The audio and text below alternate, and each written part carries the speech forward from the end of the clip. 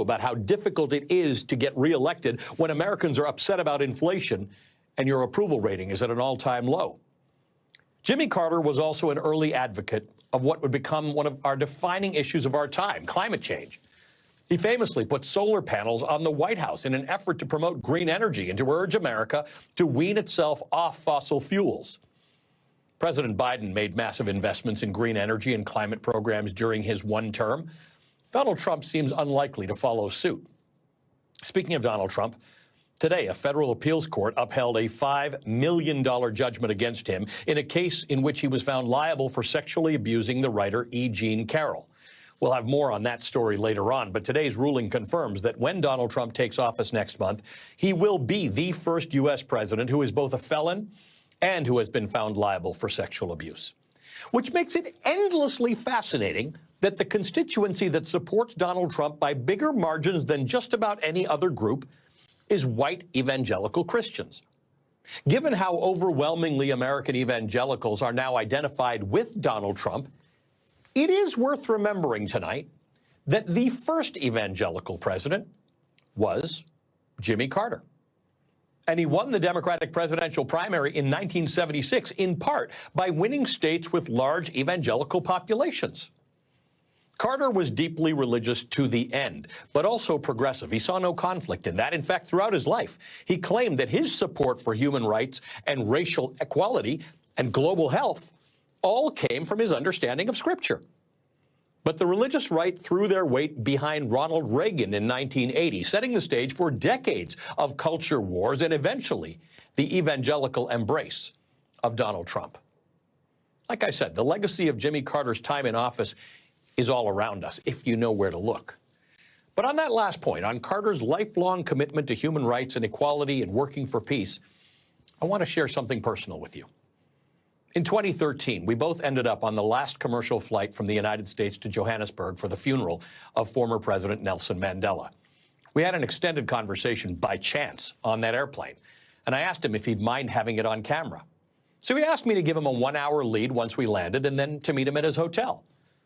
I asked him in that interview about his support for Mandela's anti-apartheid movement and how his own life and upbringing had informed his thinking about human rights around the globe. I grew up in a community called Archery, about 2.5 miles west of Plains, Georgia. And there were 50 black families there and 2 white families. All my playmates were black kids. All my fellow field workers were black children. My mother was a registered nurse and she was gone a lot, and I was raised by African-American women. And so as I grew older and ran for the state senate and ran for governor, I saw the devastating impact of racial discrimination on not only my black neighbors' lives, but also the white people's lives in my community. I resolved that the civil rights commitment at home in the United States of America should be expanded on a global basis, and that I should be a champion of human rights. Joining me now, presidential historians Michael Beschloss and Jonathan Alter. Jonathan's biography of Jimmy Carter is called His Very Best. I'm not sure if you can get your hands on a copy of it right now because a lot of people are reading it or rereading it, as I have been. Gentlemen, thanks. Good to see you both. Michael, let's talk about that. The commitment to human rights is something that came to Jimmy Carter as a young man. He learned it. He witnessed things that caused him to develop a deep belief in it. It's something he fought for in his presidency and long after. Yes, and I think there was a little bit of a guilt that he would be the first to say, if he were with us tonight, that he was not a profile and courage on civil rights for much of his early life, really. Again, I'm always happy to be corrected by Jonathan, who's the superior authority here. But until he ran for governor in 1970 and spoke those words, I say to you quite frankly that the time for racial discrimination is over, this was someone who was not exactly on the cutting edge of equal justice. And Jonathan, you write about this in great detail in your book, in fact, specifically how he came to that. Tell me about that. There was sort of conflict and difficulty both in his upbringing and his understanding of racial equality that led him to what he later became. Well, a lot of it starts in the home. His father, Earl Carter, was a white supremacist, cut from that mold that we all understand. If you were black, you couldn't enter the front door of the Carter home.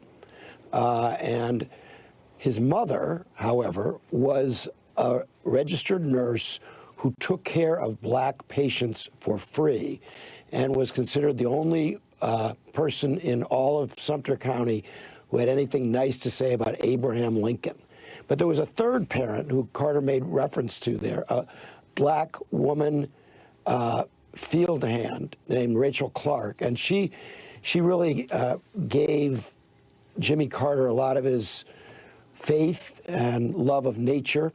And so as he was growing up, he was very unusual in his world, and he didn't use the N-word. Everybody else did.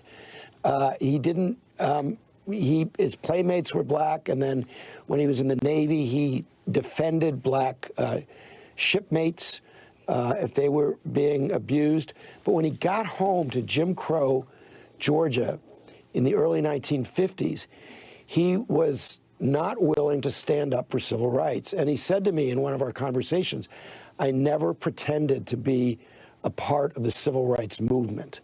So he cut right for political reasons. He said some nice things about George Wallace in order to get elected governor of Georgia. And then, as Michael indicated, in his first moments as governor, he says the time for racial discrimination is over.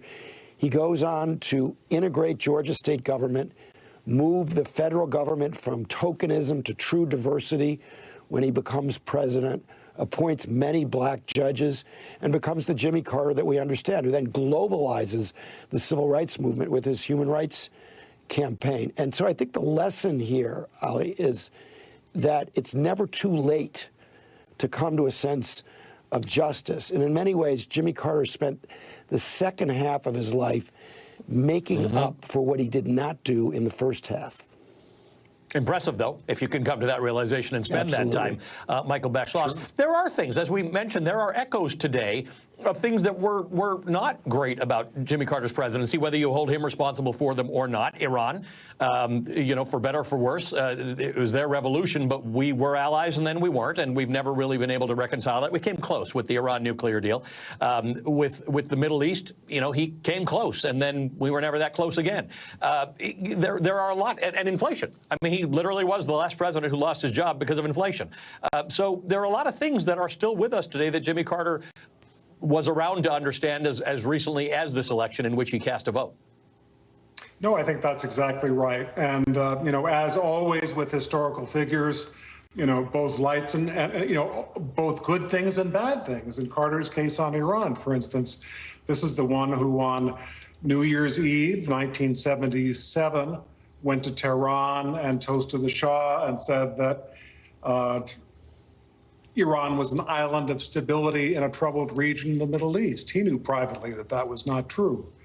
And I think it was an evening that, needless to say, for the rest of his life, you know, sat uneasily in his memory. Yet, when the hostages were taken in 1979, there was huge pressure on him to bomb Iran in order to get reelected. He felt that if he had done that, he could have gotten reelected amid all the frustration about these hostages. But he also said that if I had done that, he said privately, there probably would have been maybe 10,000 innocent Iranians killed and the hostages would have been executed. So this was a profile in courage in that he showed restraint that really could, in a lesser person, have led straight to reelection. Could I mention one more, Ali? Yeah, please.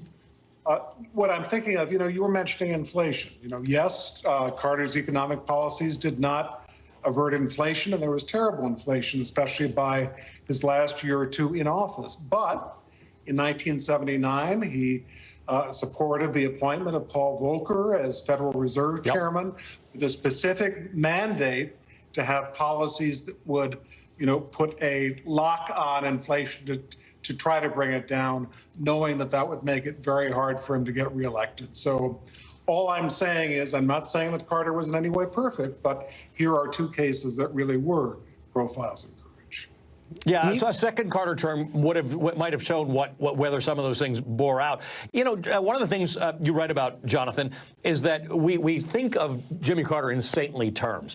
The guy had a bit of a potty mouth, and he was known to be a little tough on his staff. Yeah, he didn't actually insult people the way we've seen in our current politics. He would stare his icy blue eyes into them, and the temperature would go down about 30 degrees, and you'd know you were in trouble. Or he'd give you a tight-lipped smile rather than that big smile that we're all familiar with. And so he wasn't known as being especially hard on staff, but he did not suffer fools. And he was not the warm and fuzzy guy that he maybe seems in public. He could be cold, but it's also, there's so many myths about him, like this idea that, oh, he never got his way with Congress. Well, just to go back to the Panama Canal, which you mentioned, so 2/3 of the country was against ratifying the Panama Canal treaties. Right. And Ronald Reagan came to national prominence, really, running on the Panama Canal. We bought it, we paid for it, it's ours, he said. So Carter had to convince 2/3 of the Senate to vote for treaties that 2/3 of the public opposed, the heaviest of heavy lifts, and more than half a dozen senators lost their seats because they sided with him on the Panama Canal. Why did he do it? Everybody told him, do it in your second term. Don't do this now.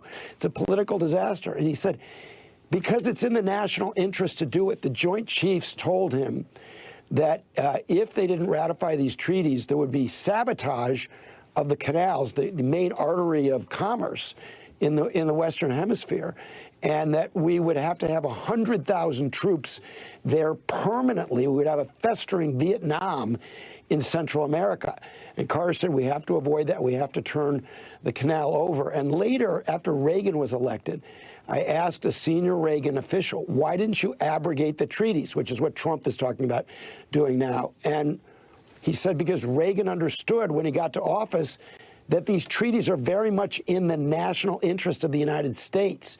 So the idea that Trump is now reopening this is quite alarming, and we just have to hope that this is one of his passing obsessions. Well, I wasn't going to burden either of you with asking why Donald Trump has decided he's all about the Panama Canal, but I appreciate, Jonathan, that you did it yourself. You got us there. You've brought us full circle. Guys, thanks very much. I appreciate your time. Michael Beschloss and Jonathan Alter, they are both presidential historians. Jonathan is the author of an important book about Jimmy Carter's life, a remarkably detailed book that's worth a read if you haven't done it yet. All right, coming up, Donald Trump finally endorses Mike Johnson for House Speaker, but is that going to be enough? We're going to discuss that when we get back. Get ready for the unexpected. It's just larger than life. Only E brings you unedited moments before they're trending. It's astonishing and humbling and thrilling. It's live. It's game-changing. Live from E! Golden Globes. Red carpet coverage kicks off January 5th at 6, only on E! MSNBC Premium gives you early access and ad-free listening to Rachel Maddow's chart-topping series, MSNBC Original Podcasts, exclusive bonus content, and all of your favorite MSNBC shows now ad-free. Subscribe on Apple Podcasts.